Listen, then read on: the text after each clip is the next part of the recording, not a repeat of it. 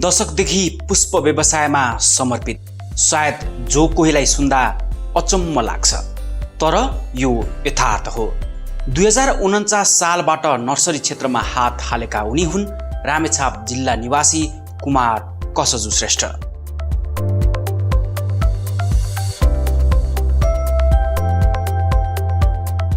रामेछापबाट उच्च शिक्षा अध्ययनको लागि काठमाडौँ आए। अध्ययनसँगै रोजगारी मिल्यो नर्सरी उद्योगमा। बिहान कलेज अनि दिउँसो फुलहरूको स्याहार सुसार, यो क्रम चलिरह्यो लगातार 3 वर्ष।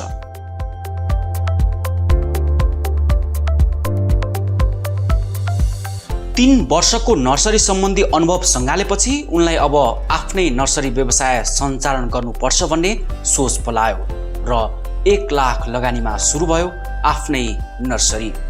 2052 सालमा आफ्नै नर्सरी व्यवसायमा हात हाल्दा उनको त्यो लगानी कुनै ठुलो उद्योगमा गरिएको लगानी भन्दा सायदै कम थियो। म चाहिँ अब पहिलादेखि नै अब वनस्पति हरियाली प्रकृतिसँग चाहिँ अलिकति मतलब चाहिँ नि नजिक थिएँ।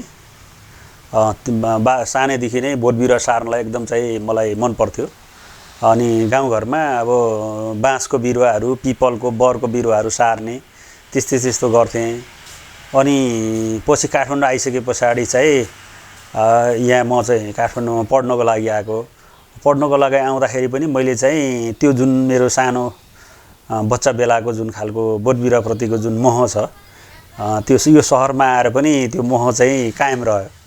र पछि बिस्तारै चाहिँ अब बोट बिरुवासँग चाहिँ नि काम गर्ने अवसर पाएँ। नर्सरीहरू थियो, एकदम थोरै थियो काठमाडौँमा, 5-6वटा नर्सरी थियो। ती नर्सरी मध्ये चाहिँ एउटा नर्सरीमा मैले चाहिँ नि काम गर्ने अवसर पायो। त्यो काम गर्दा गर्दै पछि चाहिँ नि पढ्दै काम गर्दै गरियो। अनि पछि मैले 2052 देखि चाहिँ आफ्नै व्यवसाय सुरु गरेँ। अनि बिउहरू चाहिँ प्राय चाहिँ हाइब्रिड बिउहरू पाउँदैन थियो। पछि मैले थाहा पाइकन यो अमेरिकाको बर्फी सिड कम्पनी भन्ने आयो। अनि त्यहाँबाट हाइब्रिड सुरु भयो।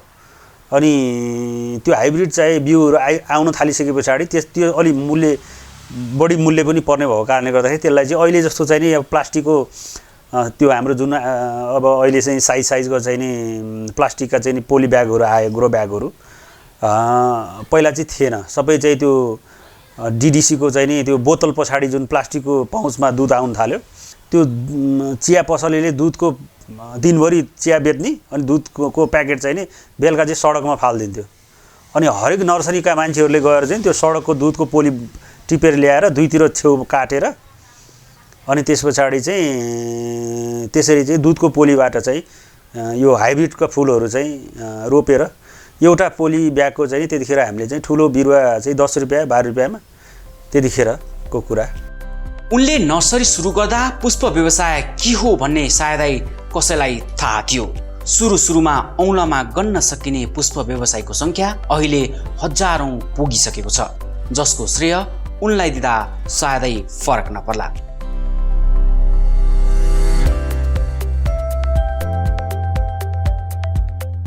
जति बेला उनी यस व्यवसायमा होमिए त्यति बेला यो व्यावसायिक बनिसकेको थिएन, जसले थोरै मात्रामा सञ्चालनमा रहेको नर्सरी उद्योग जुनसुकै बेला धराशायी बन्न सक्थ्यो।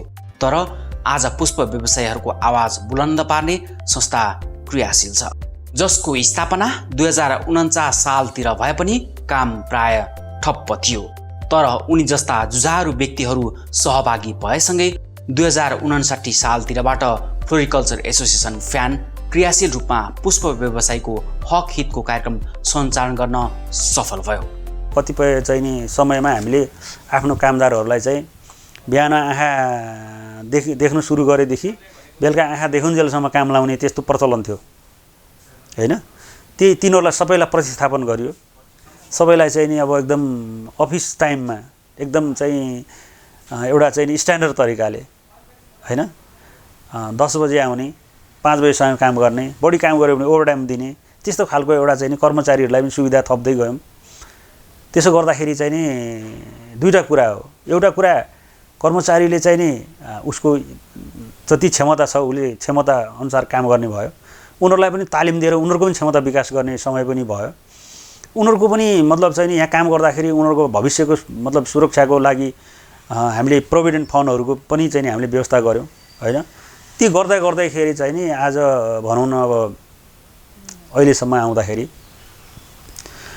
देशभरिको नर्सरी व्यवसाय चाहिँ आज एक खालको एउटा व्यवस्थित र सङ्गठित ढङ्गले अगाडि बढेको देखिन्छ हैन। त्यो चाहिँ त्यत्तिकै चाहिँ मतलब प्राप्त भएको उपलब्धि होइन। म 59 मा फ्लोरिकल्चर एसोसिएसनसँग म चाहिँ आबद्ध भएर अनि मैले चाहिँ 62 मा 59 मा आबद्ध भएँ अनि मेला आयोजक समितिको सदस्यको रूपमा मैले काम गरेँ अनि दुई वर्ष मैले चाहिँ यो नर्सरी सब कमिटीको सदस्यको रूपमा काम गरेँ अनि त्यस पछाडि चाहिँ पछि 62 मा आइसकेपछि म केन्द्रीय समितिमा आएँ।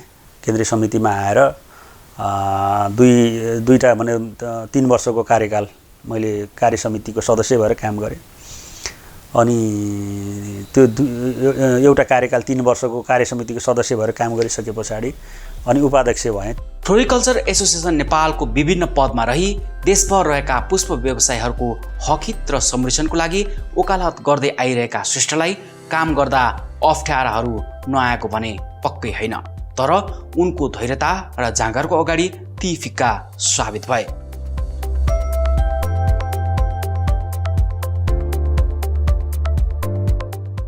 उनले पुष्प व्यवसाय सुरु गर्दा देश द्वन्द्वकालीन अवस्थामा थियो। जति बेला उनको नर्सरीमा 25 जनाले रोजगार पाएका थिए, तर कामदारहरूको आन्दोलनका कारण उनलाई ती कामदार म्यानेज गर्न निकै गाह्रो भयो। तैपनि उनले यस्ता समस्यालाई सहजै रूपमा व्यवस्थापन गरी नर्सरी व्यवसाय सुचारू गरिरहे।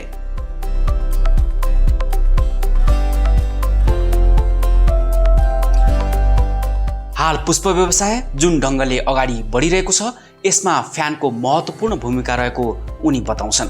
फ्यानको दबावले नै सरकारले 2069 सालमा पुष्प प्रवर्धन नीति ल्याएको र पुष्प क्षेत्रलाई माथि उठाउन महत्त्वपूर्ण भूमिका खेलेको उनी दाबी गर्छन्।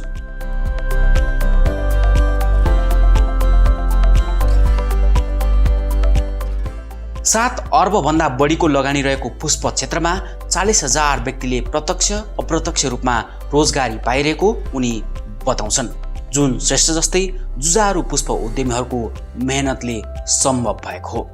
2063 मा हामीले जुन पुष्प प्रवर्धन नीति जुनको लागि चाहिँ फ्यानले पहल गरेको थियो, फ्यानको पहल गरेर चाहिँ तपाईको 2069 मा आएर पुष्प प्रवर्धन नीति आयो।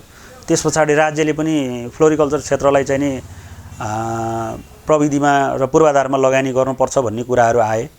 निजी क्षेत्रसँग सहकारी गर्ने, पुष्प व्यवसायीहरूको लगानीको सुरक्षाको लागि पुष्प व्यवसायलाई सरकारले चाहिँ नि जुन खालको एउटा मतलब प्राथमिकता दिने कुराहरूमा चाहिँ त्यहाँ त्यो पुष्प प्रवर्धन नीति आइसके पछाडि जुन बन्यो अनि त्यस पछाडि चाहिँ एउटा माहौल बन्यो कि देशमा मतलब धेरै युवाहरू जो विदेशबाट फर्केका युवाहरू पनि पुष्प क्षेत्र पुष्पको व्यवसायमा चाहिँ लगानी गरे। उनीहरूले चाहिँ नि विदेशमा चाहिँ आर्जन गरेका सिपहरू लगानी गरे। त्यस्तै प्रविधिको कुरा गर्दाखेरि पनि ग्रिन हाउसका कुराहरू, ड्रिप इरिगेसनका कुराहरू हैन, फर्टिगेसनका कुराहरू सबै चाहिँ नि बाहिरबाट आएका साथीहरूले एउटा सिप लिएर आयो, तर प्रेजेन्टेसन गर्ने ठाउँ थिएन।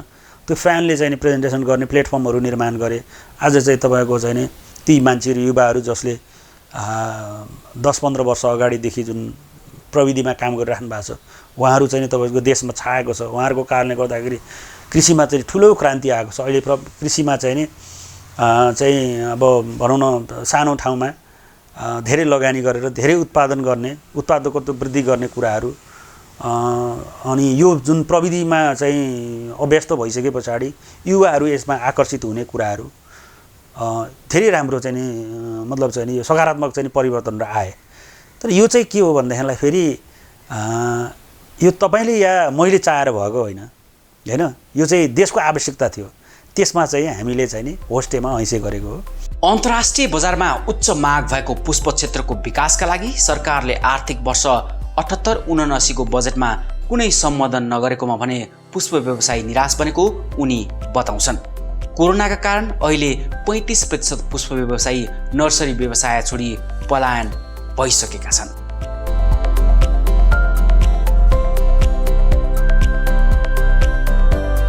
रामकोटमा फुलेको फूल कालीमाटी तरकारी बजारमा बेच्न असहज हुने तर भारत लगायत अन्य देशबाट आएको फलफुल सहज बजारमा जाँदा सरकारले पुष्प क्षेत्रलाई कसरी हेरिरहेको छ भन्ने प्रश्न भएको उनी बताउँछन्।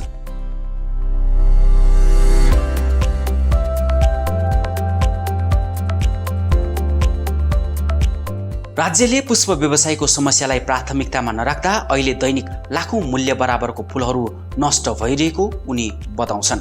व्यवसाय विस्तार भन्दा पनि आफ्नो नर्सरीसम्म आउजाउ गर्ने वातावरण सृजना गरिदिए धेरै राहत मिल्ने उनको तर्क छ। यो क्षेत्रलाई चाहिँ नि हरेक वर्ष चाहिँ नि बजेट नीति कार्यक्रममा चाहिँ नि काहीँ न काहीँ सम्बोधन गर्नु पर्यो। आत्मनिर्भर हुँदै गरेको व्यवसायलाई राज्यको थोरै चाहिँ नि सपोर्ट भयो भनेदेखिलाई उसले चाहिँ नि एउटा छलाङ मार्न सक्छ हैन। आज चाहिँ राज्यको चाहिँ नि केही पनि चाहिँ मतलब सुविधा नहुँदाखेरि पनि यो क्षेत्र त निरन्तर रूपमा चाहिँ नि ग्रो अप भइराखेको छ हैन।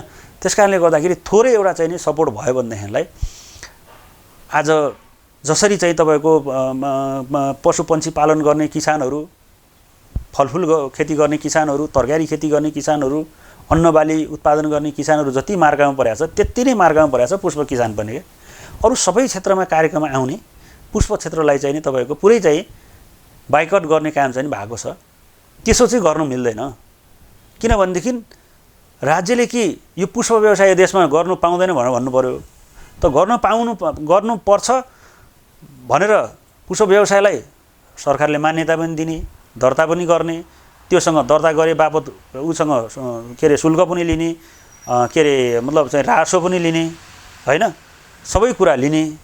तर दिने कुरामा चाहिँ यो क्षेत्र चाहिँ आजको के रे आज यो अहिलेको समयको चाहिँ नि प्राथमिकतामा परेन, आधारभूत आवश्यकतामा परेन भनेर हामी चाहिँ नि घरदेखि नर्सरीसम्म, नर्सरीदेखि घरसम्म जानको लागि हामीलाई सुविधा छैन। हामी त जोखिम मोलेर हिँडिराखेका छौँ। हामीलाई त्यस्तो खालको चाहिँ एउटा भनौँ न विशेष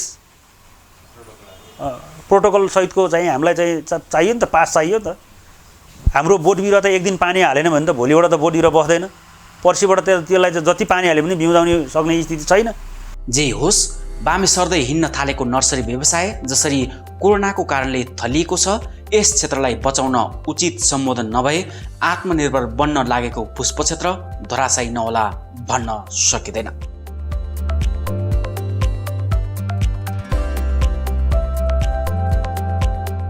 त्यसैले समयमै यस क्षेत्रको समस्या पहिचान गरी सम्बोधन गर्नु जरुरी छ।